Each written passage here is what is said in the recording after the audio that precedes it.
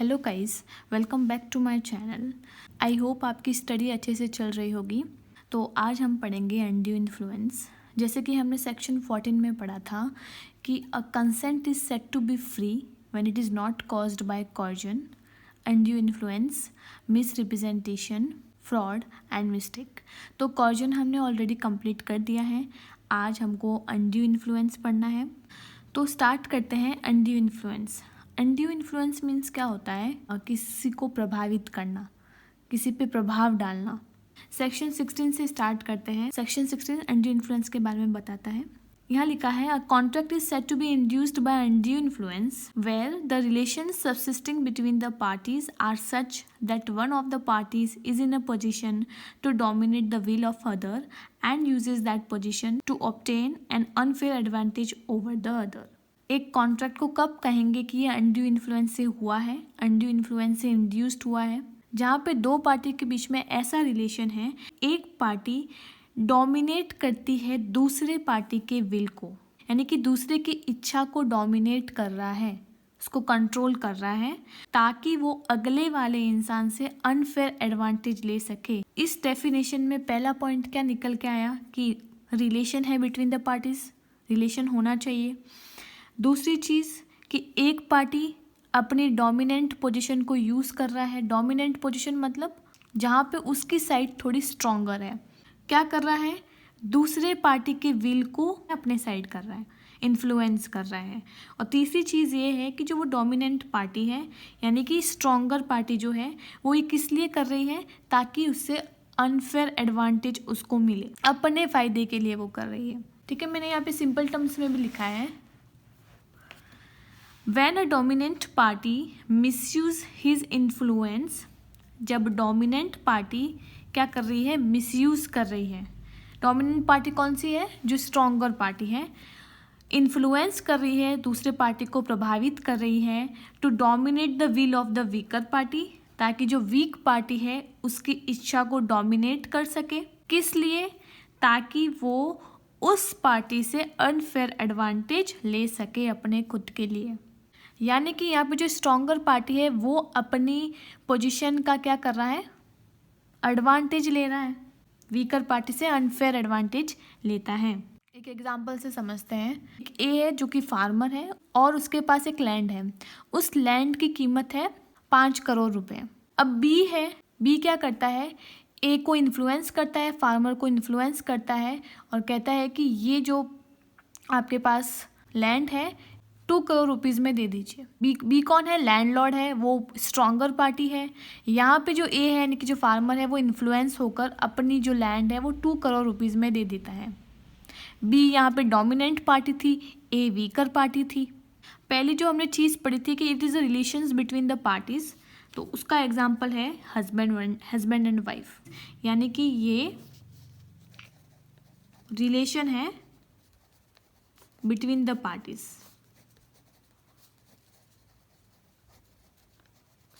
ठीक है, अब इसके एसेंशियल एलिमेंट्स पढ़ लेते हैं। सबसे पहला है the relation between the parties. देखो, हमने डेफिनेशन में पढ़ ली थी ये तीनों चीज़ें। अगर आप डेफिनेशन अच्छे से पढ़ लेते हैं तो आपको एसेंशियल एलिमेंट्स भी आसानी से याद हो जाते हैं, क्योंकि जो एसेंशियल एलिमेंट्स हैं वो डेफिनेशन से ही निकल के आते हैं। तो एक बार आप डेफिनेशन अच्छे से रीड कर लो, एसेंशियल एलिमेंट्स ऑटोमेटिक आप भी बना सकते हैं। सबसे पहला है the relation between the parties. यही पढ़ा था हमने स्टार्टिंग में कि where the relation subsisting between the parties. जब दो पार्टीज के बीच में किसी प्रकार का रिलेशन है वहाँ पे अनड्यू इन्फ्लुएंस होता है। Undue influence can be exerted only where the parties to an agreement are so related to each other that one of them is in position to dominate the will of other. जहाँ पे एक party जो इस position में है कि वो दूसरे पार्टी के विल को, इच्छा को डोमिनेट करता है। ठीक है, दूसरा पॉइंट है the use of dominant position. Dominant position कौन सी है? जिसकी पोजिशन थोड़ी स्ट्रॉन्गर है। तो एक पार्टी क्या कर रही है? अपनी डोमिनेंट पोजिशन का यूज कर रही है, अपनी पोजिशन का एडवांटेज लेते हुए दूसरे पार्टी यानी कि जो वीकर पार्टी है उससे अनफेयर एडवांटेज गेन करता है। Consent is said to be caused by undue influence when the dominant party uses his position to influence. ठीक है, प्रभावित कर रहा है किस चीज़ को, वीकर पार्टी के विल को, तब माना जाएगा कि the consent is caused by the undue influence. इसमें यानी कि फ्री कंसेंट नहीं है। थर्ड है the dominant party obtains unfair advantage. अपने फायदे के लिए वो ये सब चीज़ें कर रहा है, इन्फ्लुएंस कर रहा है। अनफेयर एडवांटेज क्या होता है, वीकर पार्टी का इंटरेस्ट लेना, यूज़ करना, बेस्ट इंटरेस्ट को यूज़ करना। Okay, next is persons in dominant position. Person in dominant position में क्या है कि ये जो फॉलोइंग 3 केसेस में अभी पढ़ाऊंगी, यहाँ पे जो कोर्ट है वो प्रिज्यूम्ड करता है कि इंड्यू इन्फ्लुएंस एक्सरसाइज्ड हुआ होगा। पहला है इन केस ऑफ रियल और apparent authority. Apparent authority means क्या होता है, फुल अथॉरिटी या फिर जो पावर होल्ड करता है दूसरे इंसान पे। ठीक है, यहाँ लिखा है where one person holds an apparent authority. जब एक व्यक्ति दूसरे पे अपेरेंट अथॉरिटी होल्ड करता है, he is deemed to be in positions to dominate the will of other. तो वो उस पोजिशन में है कि कोर्ट उसको प्रिज्यूम्ड कर सकती है कि इसने दूसरे व्यक्ति के विल को डोमिनेट किया होगा। एग्जाम्पल से समझते हैं, आपको अच्छे से समझ आएगा। 2 पार्टी है, एक फादर और एक सन। अब क्या किया, फादर ने अपने सन को लोन दिया माइनॉरिटी के टाइम पे। अब जब वो बेटा मेजर हो गया तब उसके फादर ने क्या किया कि जो पेरेंटल इन्फ्लुएंस है उसका यूज़ करते हुए अपने बेटे से एक बॉन्ड साइन करवा दिया फॉर द हायर अमाउंट। अब इस केस में क्या हुआ कि जो फादर है उसके पास अपेरेंट अथॉरिटी थी, full authority over the son. तो ये प्रिज्यूम किया जाएगा कि undue influence has been exercised, कि अनड्यू इन्फ्लुएंस हुआ होगा। यही लिखा है मैंने, A advance money to his son B during his minority. Upon B's coming of age, A obtains by misuse of the parental influence a bond from B for a greater amount. तो यहाँ पे A employs the undue influence। पहला case हो गया। B case क्या है, in case of fiduciary relation. Fiduciary relations किसको कहते हैं, a relation of trust and confidence between the person. जब 2 व्यक्तियों के बीच में किसी प्रकार का ट्रस्ट है, उस इंसान को लेकर वो कॉन्फिडेंट है, वो फिड्यूशियरी रिलेशंस होता है।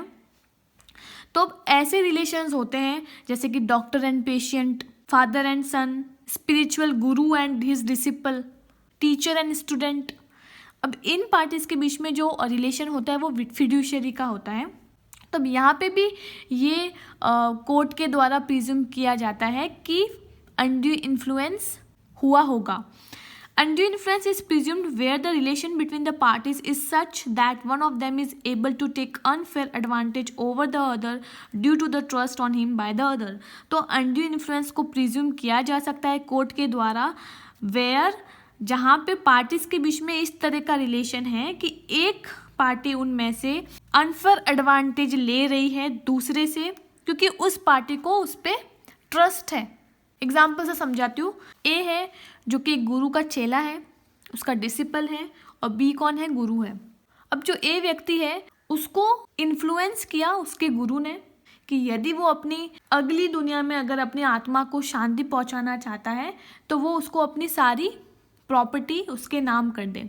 यहाँ पे गुरु क्या कर रहा है, अनड्यू एडवांटेज ले रहा है ए का। तो this is an example of in case of fiduciary relation. Third is in case of person under mental और बॉडीली स्ट्रेस। अगर कोई पर्सन इल है या फिर मेंटल डिस्ट्रेस है या फिर एज के अकॉर्डिंग उसकी मेंटल कैपेसिटी नहीं रही अब, तो उस वाले केस में भी ये प्रिज्यूम किया जाएगा कोर्ट के द्वारा कि अनड्यू इन्फ्लुएंस हुआ होगा। A person is also presumed to be in a dominant position if he makes a contract with a person whose mental capacity is affected by the reason of age, illness or mental distress।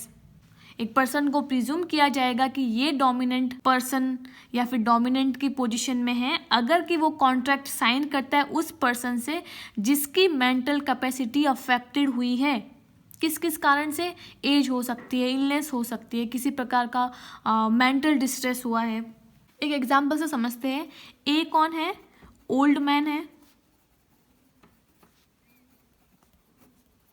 90 years का, और ये B कौन है, nearest, कोई भी relative है इनके, nearest relative.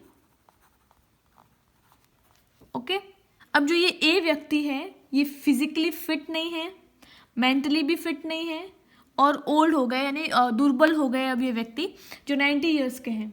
इस व्यक्ति ने एक गिफ्ट डीड को एग्जीक्यूट किया, ए की जो प्रॉपर्टी है वो बी के फेवर में कर दी, जो कि इसका नियरेस्ट रिलेटिव है। अब ये नियरेस्ट रिलेटिव कौन है? जो कि वो उसके बेसिक नीड्स, डेली नीड्स की टेक केयर करता था, उसके कल्टीवेशंस को मैनेज करता था। तो इस केस में the relative was in a position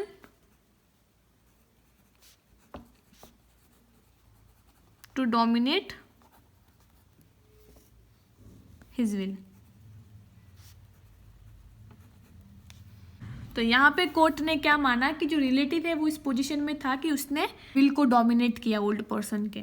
okay, next cases में हम लोग पढ़ेंगे कि कोर्ट कब प्रिज्यूम नहीं करेगी कि ये डोमिनेंट पोजीशन में, इसके इफेक्ट्स पढ़ेंगे, बर्डन ऑफ प्रूफ पढ़ेंगे इन डिटेल। सेकेंडली, आज फ्री कंसेंट के जो ये 2 टॉपिक्स हैं, इन 2 टॉपिक्स के नोट्स टेलीग्राम पे आ जाएंगे, तो वहाँ जाके PDF डाउनलोड करके आप पढ़ सकते हैं। Okay, and if you like my video then please to like, subscribe and share my channel. Thank you.